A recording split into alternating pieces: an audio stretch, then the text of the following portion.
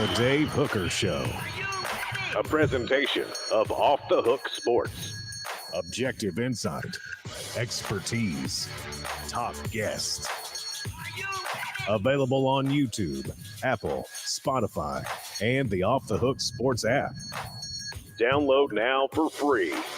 Also available on offthehooksports.com. I compute and obey. Now to Dave Hooker. Ready. Florida week. Nothing has a ring to it quite like that. And the Vols travel to the swamp. We'll visit with John Adams today on the program. The highest and lowest moments in the swamp. Also, the greatest UT player in the swamp. Where does the swamp rank among the hardest places to play? Pat Dooley will join us with WRUF to give us a preview of the Tennessee-Florida game from Florida's perspective. And we'll talk some SEC with John, too. If you ran an NFL franchise and had to draft an SEC quarterback from this year, who would it be? And also, Mel Tucker, we're going to touch on that because, man, the finalists for the job that Jeremy Pruitt got were not good. One was Mel Tucker. Kevin Steele was another. So we've got a lot to get to. And then with the injury last night to Aaron Rodgers, wanted to talk about most notable Tennessee injuries early in the season that derailed some offseason hype. So we'll get to that. A lot going on as John Adams will join us here shortly. Caleb Calhoun, how are you, sir? I'm doing good. I am not as embarrassed as Josh Allen is this morning, who got to go up against Zach Wilson and committed 4 turnovers and lost. That's fair. That's very fair. Remember when you tried to tell me earlier last year he was better than Dak Prescott? I don't think he is. I think Josh Allen is still hot garbage. You can't use my Cowboy fandom against me because I will say outlandish things to rip the Cowboys. So no, you're right. But that's the one time where I have absolutely no objectivity. Speaking of Mr. Objectivity, it's John Adams of the Knoxville News Sentinel who joins us now. And I can objectively say that is a fantastic shirt, John. I love that.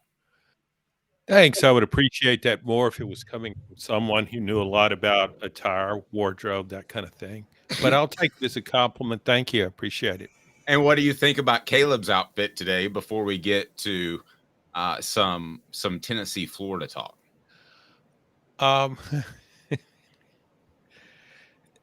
He looks really nice. I'm missing something here. No, you're not missing anything. It's just like when you ask a man how another man looks. I mean, it's awkward for all of us. No, it's not awkward. I'm not quite getting that shirt with the sports jacket, but maybe that's because I'm seeing you in this vein and not up close. And I think he looks tight. Lance Pepper said, did John buy that shirt from a hemp store? So let's talk more. No, I didn't. So no, you were going to say something about your coat and shirt and how they match up. Millennials started a trend before COVID. See, there's millennials and Gen Zers. Gen Zers have totally different fashion trends from us millennials, but we started a trend before COVID called T-shirt Tuesday, where you wear T-shirts into work, but you make it look nice. So I always threw a blazer over my T-shirt on T-shirt Tuesday, and I stick to that. There you go. Yeah. Okay. It gives me new hope for that generation, Caleb. John's wearing a Toke It Up Tuesday shirt. A what? A Toke It Up Tuesday shirt. It's kind of a hippie shirt. I like it. All right. Let's get going right now as it is time for today's tough question. And it's brought to you by Andy Mason of AndyMasonRealEstate.com. Today's tough question. Take a side. Take a stand. The Dave Hooker Show. A presentation of offthehooksports.com. The players-only meeting that we discussed yesterday, I want to get John's take on this. And it was something we broke at offthehooksports.com. There were other people talking about it. We appreciate that. And don't want to give out a lot of credit, but that's okay. That's fine. But let's dive into this. John, a players meeting, you and I discussed it briefly last night for this football team. Why does it matter, or does it? I say that it matters and it's very significant because I don't think it was all Joe Milton's fault that they had some out of sorts throws or out of sorts catches or lack of chemistry between the quarterback and the receivers. But I was impressed by the fact that he said, "It's all on me. I'll take the heat for it." I thought that showed great leadership. Why do you think that players only meeting matters, or do you not? I don't think it matters. Players only meetings are cliche. I believe more in just go out and do it. You don't need to talk about it. I've seen teams have players only meetings and come out and just get manhandled the following game. Sometimes they play well. I just don't think it matters. Joe Milton taking all the blame, I don't know if that's such a good sign. He wasn't throwing the ball well, and he said in the past that he has a hard time letting mistakes go, that he dwells on them too much. Well, to me, this is kind of dwelling on it. It's just, I'm taking all the blame. I did badly. I'll do better. I don't think it was necessary. Football is a team game. And some of those throws, yeah, he was off target. On some of the throws, maybe a great receiver would catch. But when you're hitting somebody on the back shoulder pad on passes like that, you're not helping them out a lot. So he was at fault, but I just think maybe that's overdoing it. Interesting. Caleb, what's your take on that? John, doesn't it depend on the context of the players only meeting? And I talked about this yesterday. You know, if you're 4-6 and on a 5-game losing streak and Jimbo Fisher's your head coach and he's about to get fired and you call a players only meeting, that's desperation. But isn't there, and I brought up, and you probably remember this, I thought it happened, but I can't confirm it. Didn't Peyton Manning have a players only meeting after Tennessee lost to Florida in 97 because it was so mentally derailing to lose to Florida again? And didn't that really help them refocus the next few weeks after that? I don't remember that, Caleb. I would guess that Tennessee had a players only meeting every time after the Florida game. I mean, the schedule turned that way. That was one of Tennessee's most talented teams. So I think they would have done what they did anyway. But yeah, I mean it's hard to evaluate how much that means. If it makes the players feel better about themselves, that's good. But we're only 2 games into the season. Tennessee hasn't played a competitive opponent. So I just don't think it matters much right now. Your column following the game against Austin Peay was pretty critical, as well it should have been. Tennessee did not play their best game. Somebody within the program told me that it was embarrassing. And I'm curious what you think of Tennessee now that maybe is different than what you thought of them a week ago. Yeah, and this is a moving target. Things can change every week. That's a great point. I mean, I wrote after the first game, I thought Tennessee was better than I thought it was in preseason. Then after the second game, it's like, whoa, what? The reason it looks so bad is we expect there are certain things. We've got a track record with Josh Heupel now. Line his offense up against an inferior opponent, and it's points galore. The points just keep coming. An inferior opponent just can't stop that offense. We've seen it again and again. Tennessee averaged over 40 points per game for his first 27 games. And he wasn't loaded with talent. That was a depleted roster the first year he did that when he almost hit the 40-point mark. So that was stunning to me that you're playing the worst team on your schedule. Well, maybe Virginia's worse than I thought it was, and I thought it was really bad. But you're playing an FCS opponent, which is so limited in numbers and in talent, and you go out there, and that was still a game in the second half. So you're not substituting guys and giving guys playing time and checking out second and third teamers. You're trying to win a game, and I thought that was pretty stunning. It was the worst performance of a Josh Heupel era, I thought. Yep, I did too. And we could talk about weather, we could talk about all kinds of issues, but I think it's needless to say a little worrisome. We'll see how they bounce back in the swamp. Portions of the program, this portion, in fact, brought to you by AndyMasonRealEstate.com. Go to AndyMasonRealEstate.com. Over 40 years of business right there in East Tennessee, in Knoxville, that will certainly take care of your real estate needs. Best prices, best service in the biz. AndyMasonRealEstate.com. Caleb? John, I've been, and Dave would tell you, I've been on the throw out the Orange Bowl train since it happened last year. I just thought, but one thing I did take into account that shocked me on Saturday was I felt the thing Clemson did in the Orange Bowl was they played just extremely soft coverage to take away the deep ball, and Joe Milton methodically did make accurate passes over the middle, and I thought that was a strength. How shocking was it that it seemed like Austin Peay did the same thing? Virginia's doing it too. Teams are very committed to not giving up those giant big plays to Josh Heupel's offense this year. And didn't it seem like Joe Milton was the exact opposite quarterback throwing over the middle that he was in the Orange Bowl last year? Very much so. I thought the Virginia game was a continuation of the Clemson game. We saw the same Joe Milton. Yeah, he had a couple of bad passes in a series. But by and large, we saw a guy playing under control, not forcing things, making fairly accurate throws, just as he did against Clemson. And then against Austin Peay, of all teams, we saw the Joe Milton from Bowling Green 2021, where the plays are there and he's not making them. And yeah, those passes hit receivers sometimes, but they're thrown 100 miles an hour, and it's a back shoulder catch. And maybe some NFL guys make those plays.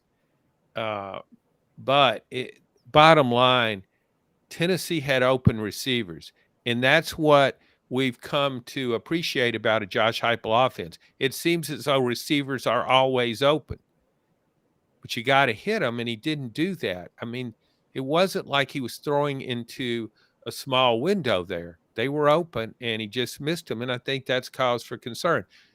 I don't know why he might have been more anxious in that game than the one before. So it makes me wonder if this will be how the season goes, that there will be good days and bad days, accurate days, not so accurate days.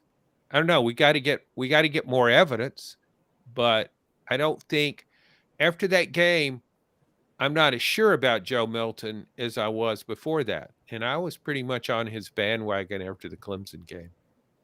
Joe, here are my thoughts on this team. And again, we haven't seen a quality opponent. We can throw weather, blah, blah, blah, out there. It's Austin Peay, blah, blah, blah.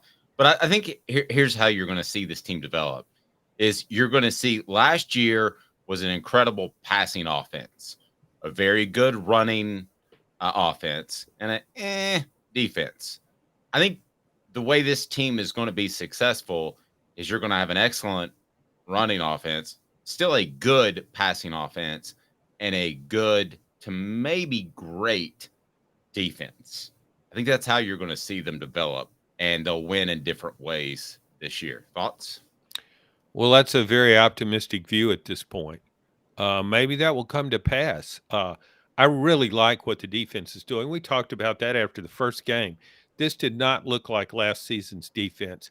Forget the stats, and the stats have been very good against weak opponents. Tennessee is harassing the passer, piling up sacks, tackles for loss, all that kind of good stuff.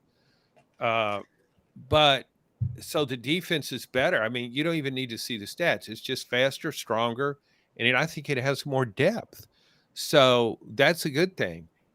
But the offense, I'm really questioning the receivers now. I'm curious about some spots in the offensive line.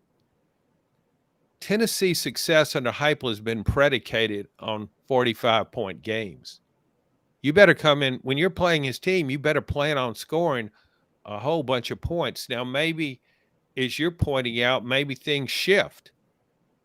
I'm not willing yet to say this is going to be a great running team. You got to see it against SEC competition, not against Austin Peay and Virginia. So, yeah, I think it can lean more on its defense. So maybe it doesn't have to score 45 points to win a big game. Maybe it can score 35. But I still would like to see I'd like to see more evidence against higher competition. That's all. Nope. Very fair. Let's go ahead and get to 4 downs. 4 downs is now. We're going to talk about some high and lows at the Swamp with John Adams of the Knoxville News Sentinel.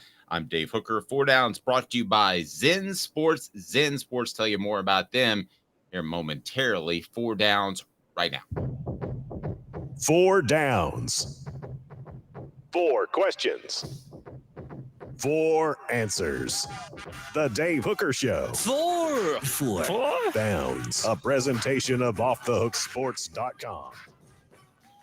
All right, here we go. The Vols at Gainesville this weekend. 4 downs is brought to you by our friends at Zen Sports. And I encourage you to check that website out and download the app.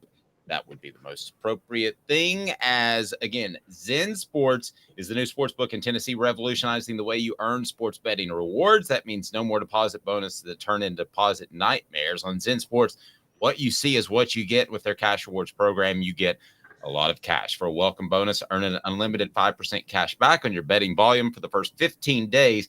You got to use the promo code HOOKED. That's HOOKED.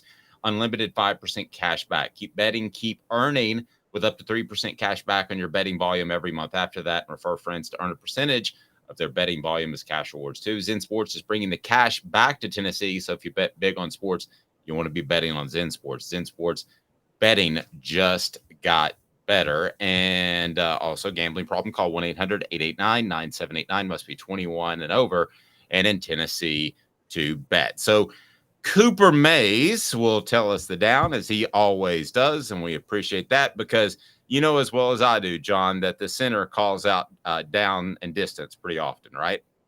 Yes, he does, and he continues that on your show. I hope he's being paid handsomely for that effort. Cooper Mays here. Hit like and subscribe. Coop here. First down. There we go. First down is this, John. Best moment in the Swamp. There aren't a lot to choose from for the Vols. It's got to be 2001, right? Yeah. 2001, excuse me. Yeah, that was in December. The game was postponed from September. If they'd have probably played as scheduled, if had 9/11, the 9/11 tragedy hadn't occurred, they would have played in September, and Florida would have probably won and would have ended up playing for a national championship. Played in December. And Tennessee ran roughshod over the Gators. Amazing. The score wasn't indicative of the game. I think it was 34-32, but it was amazing how Tennessee pushed that Florida team around. That was a very talented Florida team. Spurrier thought it might have been his most talented team. So that, to me, just that overshadowed anything else that happened. I think Tennessee was an 18-point underdog. Yeah, and Caleb, the thing that stands out to me most about that game is Steve Spurrier just seemed like he would not run the football, and Tennessee ran that prowler package where they had guys standing and John's laughing at the name of it. But basically it was the challenge for her to run, and they just would not do it. And he continued to throw the football. Well, Tennessee had a couple of advantages that whole year. One, when you have John Henderson and Albert Haynesworth, you can play a much softer coverage because you know you're going to stop the run with just those two guys in the middle. Florida didn't have Ernest Graham. If you guys recall, Ernest Graham got hit with a pretty dirty cheap shot by Florida State the week before, so they had Robert Gillespie starting in that game. I don't know if Ernest Graham playing would have made much of a difference because of how much of a push Tennessee was getting on the defensive line in that one. But yeah, I remember that one significantly too. It was, yeah, you're right. And Tennessee just absolutely dominated on the ground. As a game, that's definitely the best moment. The Hail Mary in 2003 does compete as a play, though, when Clausen just closed his eyes and let it fly, and James Banks caught the tip pass in the end zone for a touchdown. Yep, no doubt about it. As we go to what down, Coop? You got to let me know. Cooper Mays here. Second down. Lowest moment in the Swamp. Guys, there are a few, but the lowest moment when the rug got pulled out from under Tennessee in Gainesville. John? A lot to choose from. I can name 3 or 4 real quickly, but the very lowest to me was 1995. Peyton's first start against Florida. Tennessee's up 30-14 late in the first half. I mean, it's rolling up and down the field. We always hear the narrative is always, Peyton couldn't win in the Swamp. Peyton couldn't beat Florida. But Peyton actually put up some really good numbers against Florida, and he was doing that in that game. But it was 30-14, and Florida proceeded to score 48 consecutive points. I don't think I've ever, all of college football I've watched, I've never seen a game like that between 2 top 10 teams where somebody just went off like that. 48 straight points, and Tennessee tacked on a meaningless score. 62-37 game was the final count. But yeah, that was, it appeared as though Tennessee was on its way. And of course, if it wins that game, it's a favorite to win the national championship. But it was a stunning turnaround. I would say 93 because as a student, I made the trip down there and things went incredibly south. And me and Rusty, who John knows, left at halftime because it was so brutal, and ended up Tennessee made a run and we were lost in the middle of nowhere as we just drove in a direction randomly. So that would be my worst, Caleb. You just started dry. You didn't have any place in mind, a landing spot? Not really. We're trying to get back to his mom's, and that was before GPS, and that was my younger, wetter days, let's say. So, Caleb, that would be, to me, the lowest moment as I go on a personal level. Well, y'all are both wrong. And because there's actually a fact on this. This isn't even an opinion. So I get your point in 93. John, I feel you in 95. That's how I felt in 2007 with Tebow going off. But at least those teams were talented. It's 2017 when Tennessee is facing the worst Florida team in decades in the Swamp.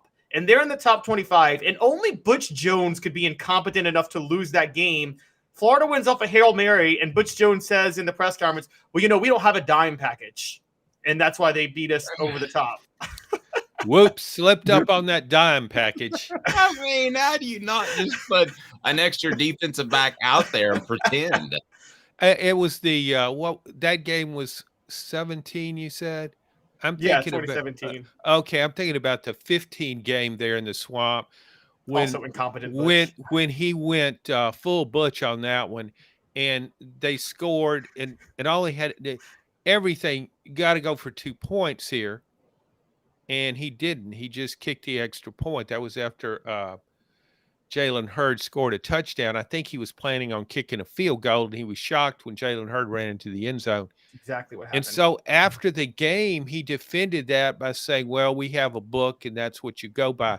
Well, the book said, no, you don't kick. You go for 2 there. So his explanations were always his greatest mistake. He was better off just moving along and not commenting, but he always made things worse. It's like Nixon. Wait, real quick story on that game, that 2015 game, John, because you might sway me. Because this is literally when Butch Jones and Jim McElwain coach against each other. It was Dumb and Dumber like I've never seen. And Jim McElwain was down by 6, decided to kick a field goal. I think it was the third quarter. Butch Jones expected him to go for it, so he didn't have a field goal block team. He burned a timeout to get his field goal block team on when Florida was kicking like a 55-yard field goal. And then Florida decided out of the timeout, we're going to go for this instead. And then they convert the 4th down. Yeah, I'd forgotten that till you brought it up. I guess Butch would have said afterwards, well, the book said you call a timeout there. And they could have used that timeout on the last drive when they were trying to that was just goal. It depends, I guess, when you say what's the worst game. Dave went personal. I went overall impact on the season, and you went for just a baffling coaching errors. There's so many different ways to look at it, but when you look at that 15 game, there were so many mistakes Butch made in that game. Tennessee at the very end actually had a chance to get back in there, and it was just some crazy decisions. That was Butch Jones at his worst. That's the Butch Jones Arkansas State administrators should have seen before it made that hire. Wow. I like the Oh. Nixon comparison, by the way, because he was a liar and he did make things worse. He's not a crook, Dave. Also, Nixon was smart. At least he had some things working upstairs. He was smart. Yeah, there you go. Tennessee center Cooper Mays here. Third down. Greatest UT player in the swamp. It is Casey Clausen. Discussion over. Excuse me. I go back to that 2001 game with Travis Stevens rushing for over 200 yards. Okay. All right, Caleb. Yeah, it's obviously Travis Stevens. Okay, 226 yards. Fine. Casey Clausen. I'm going Iceman. All SEC center Cooper Mays here. Fourth down. John, you've been to a lot of places. Where does the swamp rank among the hardest places to play, you think? 1990s, it rated right at the top. Now, not so much. Florida fans are classic front runners. So when their team takes a downward turn, they follow along and they're off to the purple porpoise a lot of times. Dave, you've probably been there. I've been to the purple porpoise. I thought you had. Yes, maybe several times. When it's good, it's right up there, in my opinion, with the best in college football. You're right, though. It can be incredibly dark and dank when they're not good. I will say this. The humidity is always going to work in their favor against Tennessee early in the season. Caleb, your thoughts before we get to another topic here, sir? Yeah, it's circumstantial. I'm with you guys because it depends on if they're doing well, but also it depends. Say they are doing well. I think at night, Death Valley at LSU is the toughest stadium, but I think if Florida's doing well, it's brutal even for a noon game. Noon kickoff, Florida fans will still be. They might even be more brutal at noon than at night.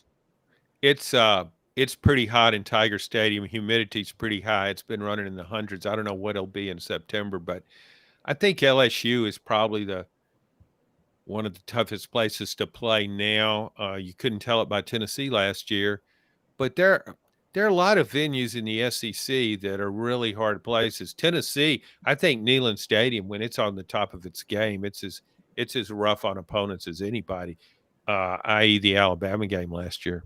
Nope, totally agree with that. All right, John, let me ask you this. You're an NFL team. You have the first pick in the draft, and they say that you have to pick an SEC quarterback. This I quit. Yeah, I quit. Just walk out. Quarterback play is gone. Is so down in the SEC. You have to take one. Who are you taking? I would take Garrett Nussmeier of LSU. Yeah. Backup? Yeah. Caleb, you. I would go because I think it's his extremely unintelligent offensive coordinator holding him back. I would still go Spencer Rattler. I think with the right coach, Spencer Rattler could be a threat in the NFL. Guys, I'm taking Joe Milton if I have to. If I have to take a guy because of the upside. Because of the upside out of this group, I really am taking You would take him over Spencer Rattler? Yes. How big? I probably should have taken Spencer Rattler. I just forgot about him because I saw him sack so many times against North Carolina. I thought he was no longer with us, and I apologize to him and his family. So I would take him, and then I would take Garrett Nussmeier backup, who's a better passer than Jaden Daniels. I'm just saying, look at the upside and what you could get. Listen, and I don't mean this as a knock against Josh Heupel. I've talked to coaches about this. He is coaching his guys to do his scheme, and that involves some limited footwork ability, but that's fine because that's what he does. If you got him under a quarterback coach guru like Brian Daboll or David Cutcliffe or one of those guys, you could turn in that's two very different people. You could turn him into a very, very good quarterback in a system that runs something different. There's just too much ability there. You really believe that, Dave? Yes. Oh, I thought you were just saying it for a fact. Okay. No, you're the one who told me that accuracy, you talk about ceiling. He does have a ceiling at a part of his game, though, which is accuracy. I don't think no matter how, we talked about this over the weekend. No matter how hard he works, he's never going to be that accurate. Okay. I think he can be much more accurate. I don't know that he's going to be an A+ guy. I think there are a lot of guys that get by in the NFL without being an A+ accuracy guy. But the comparisons to Anthony Richardson, which we've seen, I mean, he played well over the weekend. That's what the NFL is nowadays, guys, is you have to have the ability to stretch the field, but you also have to have the ability to run around. And I think he can do both of those. And I don't see anybody else in the SEC other than Spencer Rattler that has that combination. We haven't mentioned Jaden Daniels. Do you think he's a non-NFL quarterback? Oh, I think he'll be drafted, but he hasn't shown me enough accuracy. He only throws pretty much out routes. I mean, they seem to be afraid for him to throw over the middle. Dave, were you a big fan of the Raiders pick of Jamarcus Russell, number 1? Was that one of your? Huge. Okay. All right. We both like the scissor. Oh none of us mentioned KJ Jefferson, by the way. No. Yeah, and before we get to KJ, Rocky Top Tom says Joe's accuracy is directly tied to the emotions of the moment. Things go well, he's great. Things, he says, thongs. Nice little miss by Rocky Top. Yeah, thongs are going well. The spiral begins in more ways than one. Thong could be a segue to a later item in the show. Yes. Aside from thongs, let's not be too revealing. But John, Mr. Hooker. Yes. Yeah. But this is a aside from thongs. If he is a front runner, that's a whole different problem. But I don't believe that at this point until I see more. I just think you did a 180 on Joe Milton, Dave. I didn't see that one coming, but that makes for good shows. No, but why would you not draft him if Richardson is going that high? Why would you not draft him high? He's nowhere near as athletic as Anthony Richardson is. He doesn't move that well in the pocket. Okay. Well, no, I'm not a fan of his pocket movement. He's got heavy feet. And also, I'm kind of coming over based because of what I said and what John wrote over the weekend. I'm starting to think Joe Milton's biggest problem is the fact that he's a front runner, or when he spirals worse. And I mean, that we have to, let's just say it, guys. Is Joe Milton mentally weak? And I mean, he tries to be mentally tough, but you can't teach that. Yeah. Like, because it seems like he can't get things right for himself when things start to go wrong. He just panics and they just get worse and worse and worse. I disagree. He bounced back from he bounced back last weekend against Austin Peay after going 1 of 8. His stat line was actually pretty good. And against Virginia, he had about a 4-throw streak in which he was inaccurate, and he bounced back. I think it's the exact opposite. I think he bounces back from those things. I thought I was the one always defending Joe Milton, and Dave was picking apart his game. It's as though we had a role change here. I mean, is this like practice for future shows? No. Okay. Robert disagrees as well. Dave, the eternal optimist, the glass is half full. Hold up my water bottle, and it's a third full, right? So now I mean, I think it speaks to, and guys, maybe I'm trying to illustrate this point a little bit, but I think it speaks to the quarterback play. It's just not very good, John, in the SEC this year. It's nothing like last year. And you watch some Pac-12 football and you'll see a lot of good quarterbacks. You don't get that in the SEC. But we're only 2 games in. Some of these guys could come on strong. Maybe Carson Beck will have a big year. Jalen Milroe could turn it around. Sure he will. I'm sure he will. It is crazy that Jalen Milroe after week 1 looks so great and he wasn't even mentioned. But it was like, again, you got to consider the competition and not just look at the stats, but if you see the play and see the game, it gives you a completely different view. And maybe we're being too critical. Certainly that's an important part of Caleb's game, and to be overly critical. I mean, he's calling out Joe Milton's mental prowess 2 games in. So mental toughness. Yeah. I think he panics a little too much. He can't forget about the previous play. He's the other. He's the reverse of. He said he can't do that. He had trouble with that. He admitted to that. But I thought he'd gotten better this year. And maybe he will. Maybe this game, the Austin Peay game, will become an aberration. When was Jeremy Pruitt hired? Do you remember? He was hired in January of 2018. What was do you remember the day that was? It was December of 2017. It was December of 2017. No, it was January. Because he did get the early signing period. Wait. I'm thinking when he was fired. I'm sorry. I think I blocked out that anybody would be stupid enough to hire him as a head coach. So I don't even remember hiring ever happening. I remember a firing happening in January. So he's hired in December of 17. Do you remember what day, Caleb?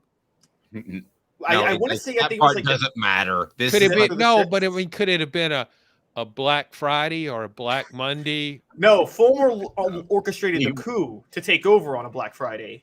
Okay, that's and great. then he was on. As we know, John Adams is the far be it from John Adams to criticize Philip Fulmer. He never does that, by the way.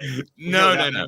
He was on sale on a Black Monday, the way I remember it, or a Black Friday. I think it was. Get this coach, get him half off because he's not very good. And and you get like 30 bottles of water with him too. Yeah, the point is why Tennessee was darned and determined to be absolutely horrible in that hire, as the finalists were Jeremy Pruitt and a couple of other goofballs. After this, we address 2 minutes with John Adams, Caleb Calhoun. I'm Dave Hooker, Off the Hook Sports.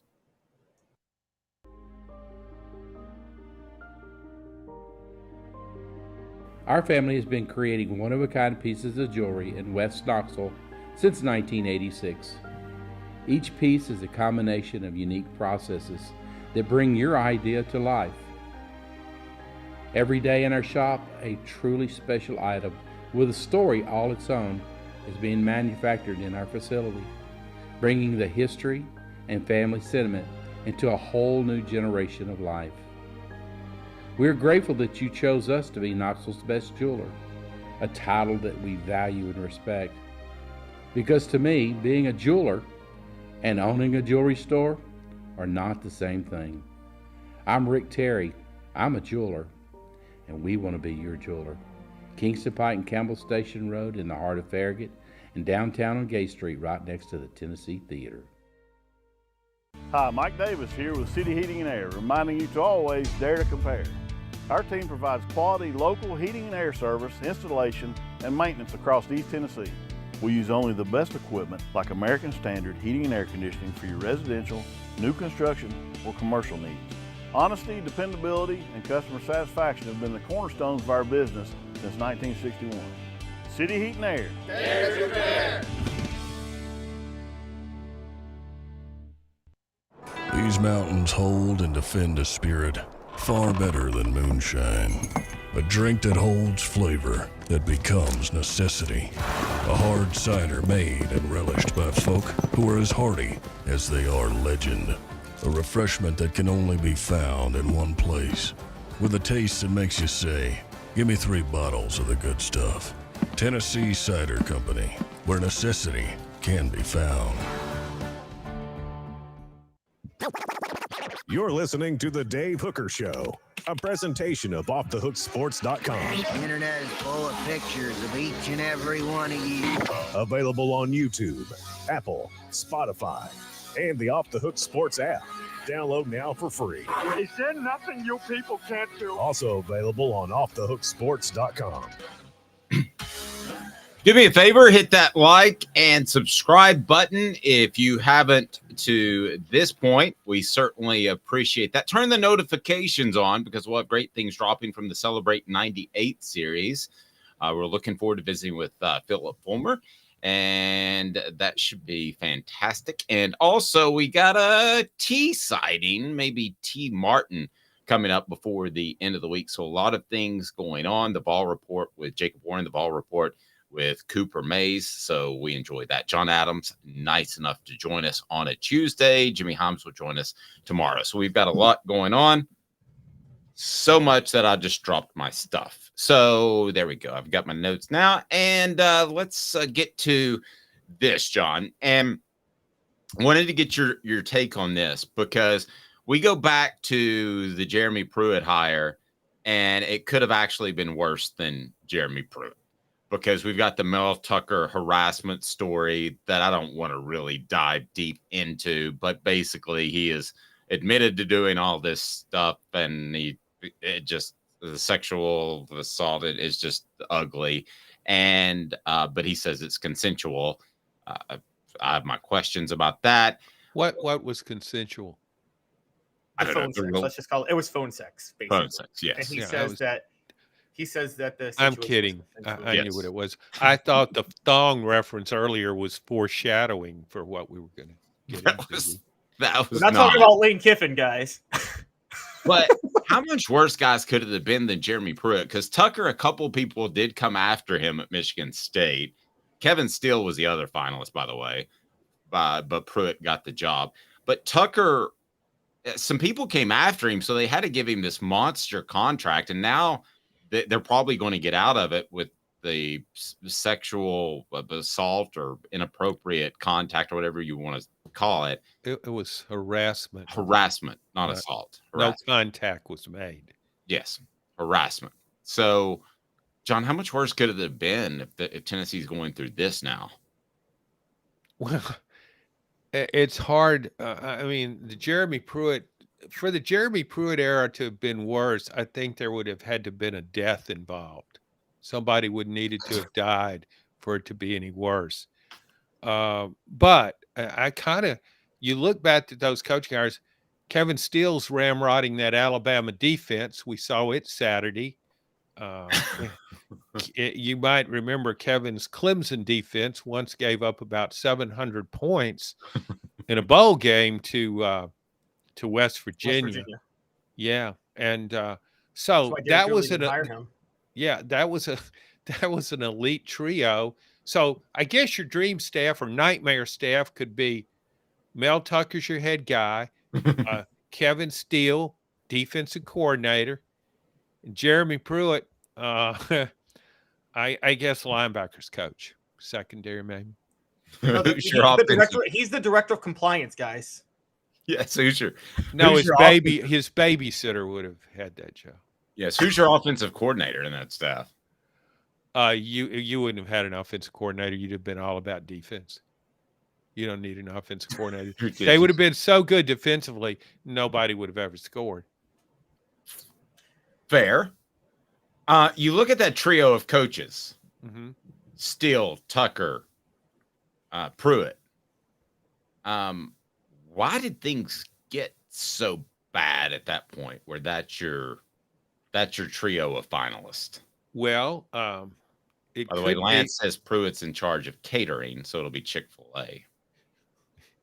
So it could be. There's a conspiracy theory out there that Philip Fulmer wanted to hire a really bad coach who would fail, and then he could become the head coach. He could take over the reins as head coach and lead the Vols to the promised land once more. It's just a theory. Do you think that could have ever been the case? By the way, he's just about 22 or 24 wins shy of General Nealon's all-time wins record. With his track record, I wouldn't say it's totally far-fetched. He just comes in and say, "Hey, I'll run things for a couple of years until we hire an actual coach. Fail the first time, but we'll get somebody better next." So, I thought the direction you would go was that that the leadership was so bad all the way up to the chancellor position. Oh, and I think that's what makes Tennessee so different now, is what I was trying to get around to, is that all the way up to the chancellor position, the president, everybody seems on board. And I don't know that was the case. It was so splintered back then. I think that's why Tennessee fans should be optimistic, even if you have a bad game here and there. It's like the whole foundation is much better, John. Oh, much more so. I mean, you had Bev Davenport as chancellor. She was your crazy Ann in the attic. If she would have, she put Fulmer, she moved him in the AD's job. It's not a stretch at all to think if he went to her and said, "Hey, let me straighten this thing out. I'll be head coach just on an interim basis. We'll turn this thing around. Then we'll hire a younger guy to take over. That's not a stretch. Caleb, do you remember back in that coaching search, who were the candidates early before they got down to the finalists that Tennessee was looking at? And did they have any real shot of getting them because they were so out of sorts, the entire athletic department? Well, this all stems back to the way things went down at the beginning, which was John Currie took way too long to fire Butch Jones. And John Gruden rejected. By the way, we talk about things Tennessee dodged a bullet with. They dodged it with John Gruden, too. Oh, I know. Robert said we needed John Gruden. He ended up being a pretty great racist. But they took way too long to fire Butch Jones, so they got behind the 8 ball in trying to get Dan Mullen, which is why Dan Mullen ended up at Florida. And then they just the greatest, most successful son of a billionaire ever, Jimmy Haslam, who has never made a mistake in his life, really tried to force through the Greg Schiano hire. And that obviously backfired. And then it's like they had like a deck. It's like if you had a ranking of the best hires, it's like a tornado hit the room and moved them all around, because their next move was Mike Gundy. Then it was Jeff Brom. Then it was Dave Doran. And just as they were closing in on Mike Leach was when the coup happened. And I'll say this much. John Currie's list of coaches was a lot better than Philip Fulmer's list of coaches on the radar. And Mike Gundy's the ultimate tease. Good gracious. That guy's flirted with people and gone back to his wife and said, I'm going to leave for you unless you give me more to something. But in this case, it was money from Oklahoma State. I mean, John, but did Tennessee have to bottom out with Jeremy Pruitt to clean house from top to bottom? I'm talking Chancellor on up, AD Chancellor, whoever you want to talk about. Did they have to bottom out with Pruitt to make a hype will happen? No, I think maybe, I mean, John Currie was on the brink of making a good hire. I think he would have hired Mike Leach. I really do. I think Leach proved he was ready to leave. He'd been there a while. He was ready to leave Washington State. He took the job at Mississippi State. If he would have taken the job at Mississippi State, surely he would have taken the Tennessee job. And so so it's almost like it's right there. I mean, think about it. Ooh, who do we want? Mike Leach or Jeremy Pruitt? And I mean, they were so close. And then Fulmer sabotaged the whole thing. I don't believe Philip Fulmer thought, Caleb, that he could get the head coaching job by hiring a bad coach. I think Fulmer still believed that Tennessee was what Tennessee was in the 90s, which, again, you could maybe get away with like a defensive-minded, non-game planning kind of simplistic Jimmy's and Joe's coach in the 90s if you're at Tennessee, because Georgia's got, as you refer to him, Dave Drunken Ray Goff, and Alabama's got Mike DeBose or whoever. So you can recruit a lot better, whereas now you need more of a schematic advantage. The irony in all this, by the way, guys, as we're talking about this, we talk about Tennessee kind of dodging a bullet with Pruitt, where the NCAA scandal that happened was a good thing for them because they could fire him for calls and clean house. I can tell you this right now. Michigan State fans are secretly thrilled about this. The program was going nowhere, and they didn't have the money to pay Mel Tucker's buyout, but they're losing transfers left and right. Now they can fire Tucker for calls. So they're in a similar situation to Tennessee in that way. Isn't it amazing how school administrators will take one reasonably successful season and just throw everything they have money-wise at the coach and line him up with an incredible contract? I mean, we see it all the time. It just takes one good season. Oh, we better lock him down. It's just such a waste of money. Mel Tucker, what is he had one good season at Michigan State, right? Yeah. I don't think he had more than one good season. And just one. It wasn't a championship season. He had one good season. It was an optimistic season. Yes. And what wasn't he at Colorado for a cup of coffee? He bolted after a year at Colorado, yeah. Yeah. Well, So- I'll say this too, guys, and if he wins a championship, if Jeremy Pruitt wins a championship, I always wonder, which I know is far-fetched, the latter thing that I just said, but I always wonder if administrators would find a way to cover this stuff up. If they want it out there because they want to get out of a buyout. I always wonder that. Well, I think, though, the administrators thought there was no championship was happening with Jeremy Pruitt. Exactly. They thought he was a blithering idiot, and you have to get him, you have to remove him from the premises as fast as possible. So, yeah, it worked out. It worked out to Tennessee's advantage, but we get back to the leadership thing, and you brought it up, Dave. That's what's so different about Tennessee now. Doesn't mean it will win every game, but it's in so much better shape leadership-wise with people that can make tough decisions, people with decent judgment, people with a modicum of common sense. And you didn't have that for a long time. Presidents, chancellors, coaches. No, you're right.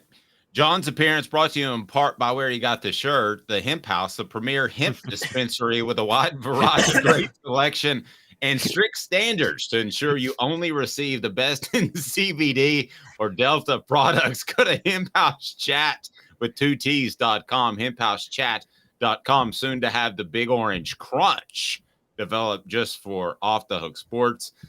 With your Delta 9 products. It's a fantastic shirt, John, and I hope you have a great day and get a lot of compliments on the shirt.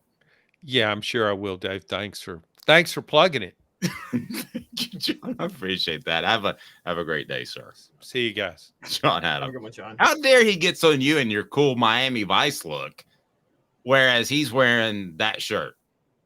Hey, he gave me a compliment. So he said, I give hope for the generation. So I take that as a great badge of honor from one of our former presidents. Yeah, I'll tell you more about that Big Orange Crunch thing, but that's going to be really awesome. So looking forward to that. And then you had what happened last night, and that is what the H? What the? What was he thinking? Release the hounds. The Dave Hooker Show. Keep cool. A presentation of offthehooksports.com.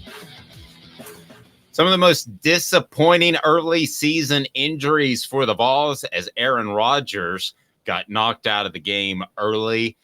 It was First series, yes. It was, to me, very reminiscent of one Jerry Colquitt. Now, that opened the door for Peyton Manning, but at the time, if you remember, that football team was pretty loaded, and Colquitt was ready to take over, and the young quarterbacks, Brandon Stewart and Peyton Manning, were going to learn behind him, and now it seems as if the Jets will have to figure something out, but don't really care so much about the Jets. I'm just curious about early season injuries that you recall, Caleb, that seemingly could have or did derail the season. I would argue that the Colquitt injury happening was actually an okay thing.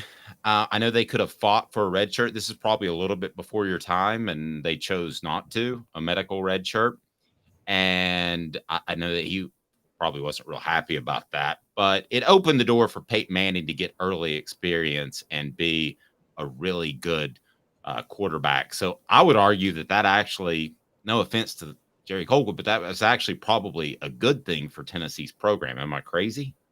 Well, by 1995, it would, yes, Peyton Manning was better. Like the Peyton Manning freshman to I wasn't watching this at this time. I was too young, but everything I've read, it seemed like the freshman to sophomore leap by Peyton Manning was just insane.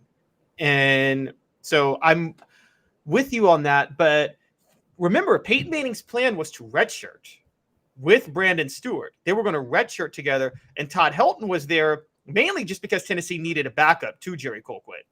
And then after Colquitt left in 94, it'd be Peyton or Brandon Peyton that would get the job in 95, and then they would rebuild. Not so sure, though. Because let's play this out in our head real quick. Peyton Manning is a redshirt freshman in 95. I think Peyton Manning stays all 4 years, maybe through 98. He didn't want to leave Tennessee. So it's possible that he stays as a fifth-year senior and starts for Tennessee in 1998 when T. Martin starts, at which point maybe T. Martin redshirts and starts in 99 and 2000. So the Colquitt injury could have just altered so many things going forward. I'm never going to say I don't necessarily always believe. I don't believe in accelerationist. I think that's what you call it, where like you create a negative where things get worse so they can get better. That's having been a student of history, I don't believe in accelerationism. I'll just say that. But I will say that, look, if Jerry Colquitt starts that year, Tennessee's going 11-1. I mean, they go 11-1 that year, and we don't know, as great as that 90s run was, that could have even done more wonders for them after that. No, and some of the other ones, I'll tell you the two that I remember most. Okay, so I was at the game in 1990. That was the second game of the season when Chuck Webb was injured. And just so you know, with ACL injuries, if they say that the ACL, by the shifting test of the knee that you'll see, if they tell you that it's probably a torn ACL, they're right 99% of the time. Now, there are times where they can't get a good diagnosis, and they'll tell you that you have to do the MRI the next day, Caleb, which is usually the way it goes. I can remember driving or riding home with who I went to see the game with, and riding home, they said he's probably out for the season. You didn't used to hear, I guess it was John Ward who shared that, you didn't used to hear it that quickly, so you knew that it was bad, and I thought he was still one of the most talented running backs that I've ever seen.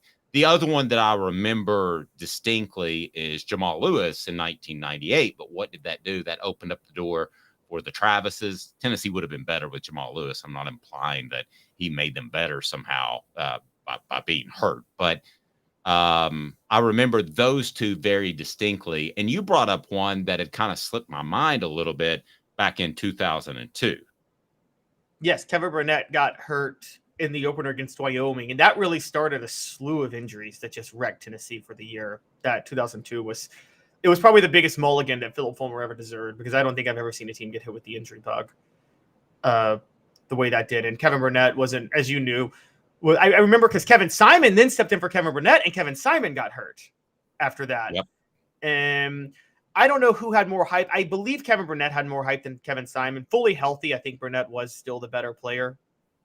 You may know more about that than I would, but I think both of them fully healthy, Kevin Burnett was probably the better linebacker. But I would take Burnett because of his explosiveness. You got to remember, Kevin Simon had an ACL injury his last year in high school, so his knees were pretty beat up. So he was probably a shell of himself by the time that he was a regular season starter. So I would take Burnett. I think Burnett had a great career in the NFL. I will say this, though. I thought Kevin Simon, if he's 100% healthy, is a great Mike linebacker for the foreseeable future in his career. We just never got to see that, Caleb, because he was injured before he even got there. Yeah. And then another one, you're going to think I'm just defending Dooley on this, but this was a bad luck situation. 2011, Tennessee at Florida. They're 2-0. Justin Hunter converts a third down and goes down on a non-contact injury. And remember, Tennessee's very thin that year. And their big advantage is Tyler Bray throwing to Justin Hunter and Derailed Rodgers. When Justin Hunter went down, that was going to derail Tennessee's season no matter what. I think if Justin Hunter stays healthy and Bray can stay healthy, there's a very good chance Tennessee maybe goes 8-4 that year rather than 5-7. And so that was just a real bad luck for Tennessee that year. But a lot of people would be happy about it because talk to Josh Ward, people wanted to see Dooley fail. Yeah, and when we look back on big injuries, I think a lot of it is how you overcome them. And I mean that from a mental perspective as well. The 98 team wasn't dissuaded by their goals because of the Jamal Lewis injury, which I think is pretty phenomenal. They will admit that they were kind of taken aback, but they were also taken aback when the Travises hit the field and played well in Lewis's absence. So yeah, I would say that is an incredibly important thing for any team. And Tennessee is one of those teams that has had to deal with that, and I give them kudos. Cooper Mays out, Keenan Pili out, and I think they've responded very well in both situations. The running game and pass protection has been good with Ollie Lane at center, and then with Keenan Pili out, Aaron Beasley has a fantastic game last week. So I think they've dealt with that. I think a lot of that is how you deal with it. And I think that has been pretty impressive by the Vols so far. Did they play great against Austin Peay? No, but I don't think that was the center or middle linebackers position, Caleb. In exactly 90 seconds, we'll be back with a great breakdown of the Gators. Pat Dooley will join us with WRUF. 90 seconds, and we're back. Pat Dooley is fantastic. Stay tuned. Candace, I was really heavy into the drug culture. I was selling drugs. I was just constantly in pain. I was missing like a good support system in my life. Candace has given me everything that I need in order to successfully have a wonderful recovery, in order to have a life that I didn't even know was possible. And it's not just about me anymore, and I love that. I absolutely love it. You can take your life back. Call Cadis today. With all that sun, sand, and salt water, the beach is a very relaxing place. Unless you wear contacts. Ow! Open your eyes to the best the beach has to offer with LASIK vision correction from Campbell Cunningham Laser Center. Ah.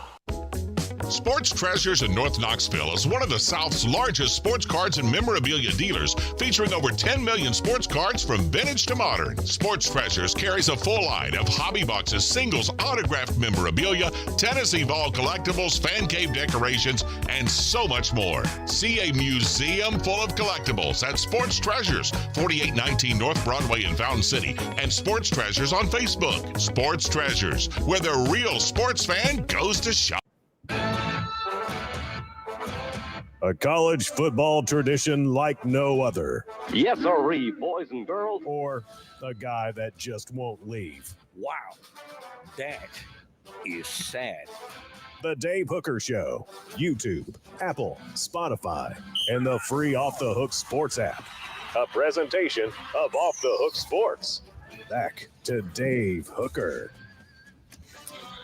Let's get him right in here. It is Pat Dooley with WRUF, and one of the best reporters / columnists, in my opinion, to cover an SEC team. Fantastic resume. Pat, how are you, sir? I'm good. You guys hear me okay? Yep, we got you loud and clear. Certainly appreciate the time. Let me just start with the broad lens, and that is, what do you think of Florida through 2 games this year? I know less about them than I did before. That's the weird. Same in Knoxville. I know. Well, that's a weird thing. I mean, they played this first game, obviously, on the road, hostile environment. Things did not go. I mean, Billy Napier was stunned by how poorly they played and all the mistakes they made. They came back. They played an awful team, handled them the right way, ran the ball, got to play a bunch of kids in there. Would have had a shutout, but the 14 tailback fumbled at the 8. So, but does that mean anything? No. So I have no idea. This is going to be the litmus test for this team. So, Pat, when I watched them play against Utah, I think the thing that stood out to me the most was, if there was ever a year Florida didn't need a pure drop back passer at quarterback, it might have been this year. And I want you to elaborate on that. It seems like they just have some issues in pass protection. Am I right about that, or was that just Utah? Well, they did in the first game, and Utah did a great job. But don't forget, Utah's got a really good defense. I mean, this is an SEC type defense, so I'll give them credit for that too. But they didn't block well. Again, they had basically 5 new starters because their starting center was not healthy enough to play. So they had 5 new starters, and guys had struggled to get to know each other. I'm not sure how good the tailbacks blocked in that game either. So they definitely struggled with it. So, but the next game, of course, you're playing McNeese or McNeese State, depends on who you want to believe is the real name of the school. But you have that game, and they did a great job. They blocked well on the run. So again, I don't know about this offensive line. But they've got what they've got at quarterback, and there's nowhere else to turn. So it could have been different, but it's not, and it is what it is. Were you surprised by the line that started at 8.5 and is now seemingly settled at 7? But I wouldn't be surprised if it went down. Well, I think it was in double digits this summer at one point, like 10.5 or something, because I checked it. And I think Florida was a 65-point underdog in their 5 biggest games. So that's not good, But I'm not surprised. The only thing is the bookies tend to give the Swamp 5 points. Like most schools, you get 3. There's places where it's 4. There's other places where it's 5. But the Swamp always tends to be a 5 points. So that means kind of they think Tennessee's 12 points better, and they may be. They may well be. I would not be surprised if they went out there and handle Florida again because of the talent that they have. They've got older talent. You know, that's the biggest problem. Florida doesn't have a senior on their entire 3-deep defense. So, that's we can blame a lot of things for that, but we're not here to blame people. No, we're here to support people and bring people up, Pat. That's right. We're here to unite America. That's right. That's what we want out of our media. Pat, interestingly enough, I've always wondered the Florida perspective because I know that Tennessee, theoretically, this should be one of those years where Tennessee is the better team. They're favored going down there. But at the same time, it is Tennessee, Florida. And if you don't know, Tennessee fans have an expectation of beating Kentucky, regardless of if Kentucky's top 10 and they're unranked and having a losing season, they still find a way to beat Kentucky. Do Florida fans feel this? Does Florida Nation feel the same way about Tennessee? Like, yeah, okay, they're top 10 and we're struggling right now at Florida, but it's still Tennessee and we just beat Tennessee. That's what we do. I think, believe it or not, this has been an incredibly smart Florida fan base this year. And I don't always say that about them. But they understand where Florida is. It's going to take a while. And they also understand that the last nine games that were played in the Swamp have nothing to do with this one. The only thing it has to do with it is that Princely Uman Nomalan, whatever, I never can pronounce his last name, sacked Hendon Hooker and knocked him out of the game. So we got to see Joe Milton for 8 passes in the fourth quarter. That's the only thing they have in common. But, you know, basically it's a new team for both teams, you know, new quarterbacks and everything. So that has nothing to do with this. So I think the fan base is like basically saying, look, this is great. We got them at home. We're going to rock this place. It's going to be loud. We're going to make them understand what the Swamp means. But we also know we might lose the game. And if we do, it's not the end of the world. We're trying to stay off the ledge. Now, the opposite of that would be if Florida goes out and does the kind of things they did against Utah and they lose the game. And that's where the heat all of a sudden gets turned up. Right now, there's no heat on Billy Napier. I believe that there's 2 kinds of heat. Perceived heat and real heat. Perceived heat is what the fans think there's heat on somebody, or the media thinks the real heat is when the AD or the president are you know, and the big boosters are putting the heat on. So there's no heat on Billy Napier right now. But if he goes out and they commit a bunch of false start penalties, which shouldn't happen at home, you know, and do some silly things, and if they somehow end up with 2 number 3s on the field again, yeah, people are going to go, what's going on here? There's already a group of fans who really want Billy to get an offensive coordinator. And I'm like, they had a good offense last year. They really, their problem wasn't that they didn't have good plays called in the last game. There are things that I don't like that he does, but, you know, I mean, we'll see how he does in this game and how he does this season. Maybe at the end of this season, he needs to look at it, but I don't think so right now. Tracy kind of read my mind on our message board, said Florida handling NIL about as bad as it can be until that's fixed, no turnaround. They have had a couple of very public issues in the NIL realm. I think Tennessee's actually one of the best in college football in the NIL realm. How would you evaluate Florida to this point? Well, it was a mess. There's no doubt about it. There's a lot of stories here, but there were a lot. The people that were running the NIL were basically trying to do it $10 at a time, which is not how you do it, as we all know. And so you ended up with guys not being able to get money, and then they were promising money. You know, Jaden Rashada obviously was promised by somebody outside to get all this money. That's a whole mess, and that's done. They've taken control of it. The law changed in the state of Florida, so they could take control of it, and Florida could be involved in it a lot more. And so they're doing a much better job. Guys are making money. There's no doubt about it here at Florida. I think every player gets something. So is it helping? Yeah, it's helping. They've got guys who are doing pretty well financially as far as that goes. They're not, I don't think, at that level of Tennessee or certainly Alabama or Georgia, who was doing NIL 4 or 5 years ago. They've been great at NIL. Of Texas A&M. I mean, there's still Florida's still lagging a little bit, but they've definitely gotten better at it, and it's organized and they know what they're doing now. Pat, just for comedy purposes, looking back at the Florida-Tennessee series, how much do you miss trying to figure out who was going to outwit who when Butch Jones and Jim McElwain were going at it? There's nothing I missed about either one of those guys. I can tell you that much right there. No, that was. But think about that. Think about Butch Jones and those two games. I mean, it's unbelievable how Florida won those two games. And McElwain, the best play in the McElwain era might have been a heave that was not scheduled and wasn't supposed to do it, and they ran a play for across the middle and ended up throwing the ball down the middle. So it's just somehow he found a way to win those games. The two that he coached here in the Swamp. Of course, he lost the one up there, but it was never a battle of wits. That's a very good point.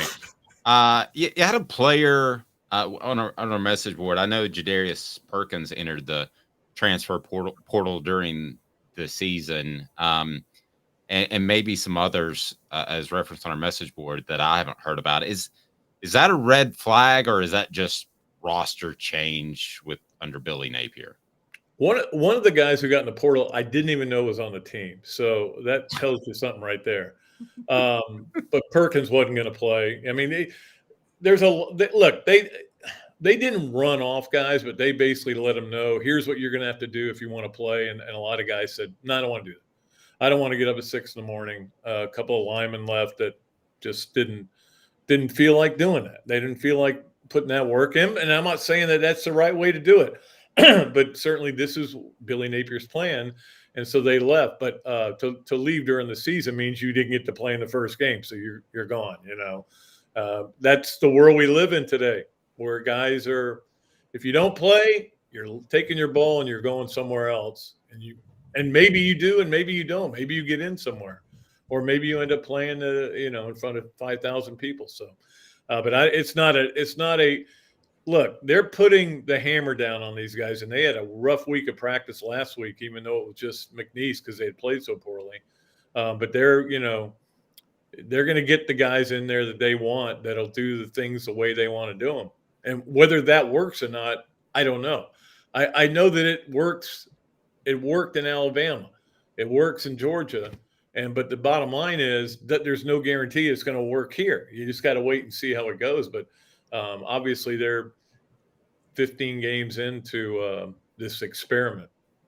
I don't want to put words in your mouth, but based off what you said about putting the hammer down last week in practice and this week, it sounds like they kind of have, this may be too strong, Pat, but the back against the wall mentality sort of thing early in the season. Wasn't so much that. It was that they had practiced really hard and really worked hard on everything, and then they just looked like a team that had not practiced in the Utah game. And I think they just felt like we need to get this stuff figured out right away. We can't wait. So let's get it figured out. And then you can take Tennessee week and not maybe go as hard physically so that you save some of yourself, but you're prepared and you're ready to go. So that's my theory. Again, we're not allowed to watch practice, so we can only go with what people tell us and and that is what I was told by somebody who did watch practice, that they went really hard. It's more of, hey, let's get this right. We're not getting it right. Let's get it right. Pat, great stuff. You're so tan. You make me want to go sit outside a little bit. You're making me look a lot of golf. Pretty white. How do we follow your work? You do fantastic stuff for WRUF, I know. Yeah, I'm on WRUF.com. We do the radio show 5 days a week. At Pat_Dooley is my Twitter, and I do a podcast twice a week. Mondays with Steve Spurrier is always fun. We talked a lot about Tennessee. If you want to find that, another Dooley noted podcast, pretty easy to find. And you can listen to the former HBC who terrorized Tennessee fans by calling it, you can't spell Citrus without UT. And then 2 years later, he played in the Citrus Bowl. The best was actually in '96. He did a thing at a meeting where he was like, let's look at Tennessee's goals this year. No SEC East, no SEC. And then like it was like not even a state champion because they lost to Memphis that year. It was actually a piece of it was a paper, a mimeograph paper that somebody had sent him, and he handed it to me at the media days. And he goes, "Here, don't tell anybody I gave this to you." But yeah, it was national championship crossed out, SEC championship crossed out, SEC East championship crossed out. State of Tennessee championship crossed out because they lost to Memphis that year. So yeah, he had fun with it. And then I think he said like Knox County regional champion. Yeah, Knox County regionals. I don't remember that at all, but that's golden stuff. Pat, I appreciate it. Have a great rest of the day and enjoy the game and the rest of the season. All right, guys. Great being on with you. I appreciate it. Pat Dooley at WRUF, long time with the Gainesville Sun, knows as much about Florida as anybody. Can you imagine spending a little bit of time with Steve Spurrier every Monday and his quick wit? I mean, again, there is a coach that I've never, ever loved a coach and never will. Like I love Steve Spurrier because he's just so honest and he doesn't hide. I mean, you know this. He's going to tell you the truth. He's the least likely coach. He would not be Josh Heupel. He would be he would tell us how long Cooper Mays is out for. He would tell us that Joe Milton played awful over the weekend. Green Wave says, sounds terrible to spend time with Spurrier. No. He is so competitive. I remember, I don't know if it was a hip issue or what, but he showed up to SEC Media Days about 4 or 5 years ago, and he was part of some show. I can't remember what it was, but he essentially reminded everybody that what was the AAFL or whatever it was. Remember it was the Alliance of American Football League. Yeah, whatever it was. He reminded everybody that even though the season had gotten cut short, that his Apollos had won more games and deserved the championship.